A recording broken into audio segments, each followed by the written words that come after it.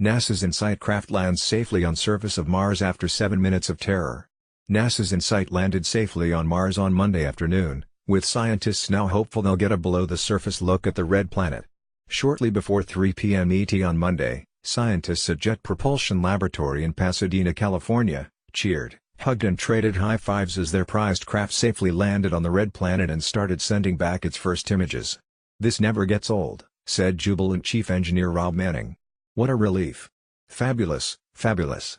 Shortly after touchdown, InSight beamed back its first photo from the red planet, confirming that the lander is healthy after plunging through the Martian atmosphere.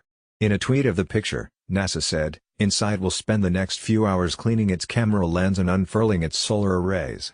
Once NASA confirms that the solar arrays have been properly deployed, engineers will spend the next 3 months preparing the lander's science instruments to begin collecting data.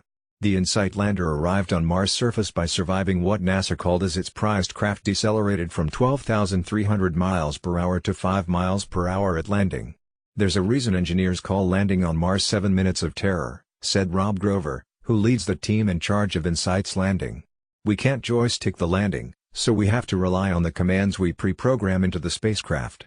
We've spent years testing our plans, learning from other Mars landings and studying all the conditions Mars can throw at us. And we're going to stay vigilant till InSight settles into its home in the Elysium Planitia region." Scientists picked for their landing spot, a broad plain that's been called. Here are some of the details about InSight's journey. NASA wants to get a comprehensive look beneath the Martian surface and collect data about the planet's crust, mantle, and core with a 16-foot dig below. It'll hopefully answer the basic question of whether Mars. InSight is short for the project's formal name, the interior exploration using seismic investigations, geodesy, and heat transport.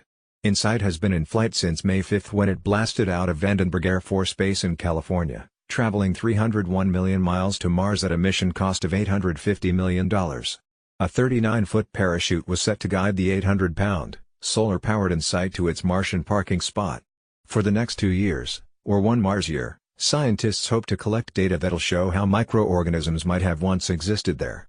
The craft is built to last at least 2 years, and with any luck, it could keep working for another 2 years behind that, said NASA Chief Scientist Jim Green. "It could last a couple more years and answer questions that maybe we haven't even thought of yet. How cool is that?" Green told NBC News on Monday. The spot picked by for this landing is particularly mild by Martian standards, with highs at about freezing and lows about -170 degrees Fahrenheit, according to Green. The weather isn't expected to destroy InSight even after it's stopped working. It'll likely just sit there and collect dust for time immemorial, joining other spent craft now on Mars, such as Viking 1 and Mars Pathfinder.